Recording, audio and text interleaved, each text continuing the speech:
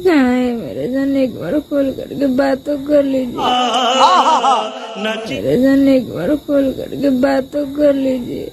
DJ कुंदन राजा। तो का हाल बा भाई लोग, आशा करते नहीं कि अच्छा हो कब्जा आ मस्त हो कब्जा। तो भैया मधु मधु कुमारी जौन रहे नन्हक यादव से प्रेम कैले रहे, अब ओकर लास्ट स्थिति आ गई बा भैया बेड पर सुत के। अब लास्ट बार दुहाई करतिया कि हमरा से का गलती हो रही, अभी से कॉल को के बात चलो न तो हमारा लास्ट बार स्थिति गलत है। तो भैया ये वीडियो की सच्चाई देख लीजिए और वो दर्द में माधुरी कुमारी खतना में माने कि दर्द में अपन दर्द आवतिया वीडियो में, तो अपन लास्ट तक देख ही जाए वीडियो के लगा रही।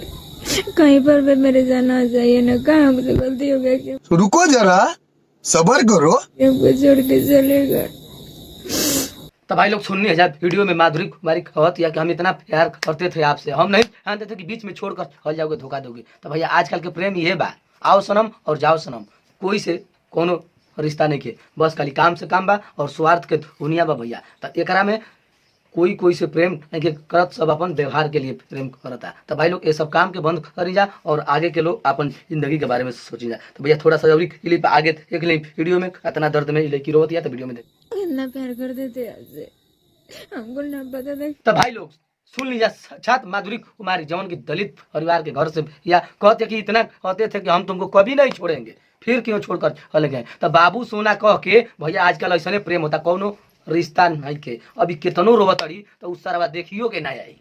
हमारा आशा बा यही से हम सोचनी है कि ये वीडियो के ज्यादा से ज्यादा हम शेयर करें। तो भाई लोग ये वीडियो अगर अच्छा लगी तो आप लोग शेयर करें, ओकरा तक पहुंचाई कि लड़की के दर्द समझो और आओ। तब वीडियो में थोड़ा सा और सुन लें कि लड़की कितना योग में रोती है, तो वीडियो में देखिए। क्या वैसा कीजिएगा मेरे जान, हम भी सभी आ जाइए जान। तो भाई लोग देखने जा कहती है कि अभी से भी आज आइए, मैं आपके बिना नहीं रह सकता हूँ, यानी कि अब जान देवे पर भूल गए। तो भैया अगर एक जान जाता तो नन्हक यादव के पूरा घर परिवार के बांध के जाए के पड़ी। तो भाई लोग अबो से एकरा के अगर वीडियो के देखत होके बजा वीडियो के द्वारा जाके एकरा से बातचीत कर जा, नहीं तो अगर जान हलस तो भैया हरजन परिवार के भी तुम्हारा पूरा खानदान के सोरियंत ले उठा के ले जाए। तो वीडियो में भैया आगे लेकिन थोड़ा सा और कार आए बाबू। अभी से भी आ जाइए मेरे जान, आपसे बिना नहीं रह सकते हैं जान। भाई लोग सुननी है वीडियो में कहती है कि मैं आपके बिना नहीं रह सकता हूँ, यानी कि जान दे। अब भैया अब ये जिगेले हम अपन वीडियो के एंड करते नहीं, अगर वीडियो अच्छा अगल बता के लाइक के शेयर करिए और लड़की के यहाँ हिला दें चौवन चीज कि ओकरा साथे गलत होइल बा, वो भी होइल बा गलत होइल बा। तो भाई लोग अगर वीडियो अच्छा बता के लाइक के शेयर करी, हमारे चैनल बनाया आनी तो सब्सक्राइब कर दी,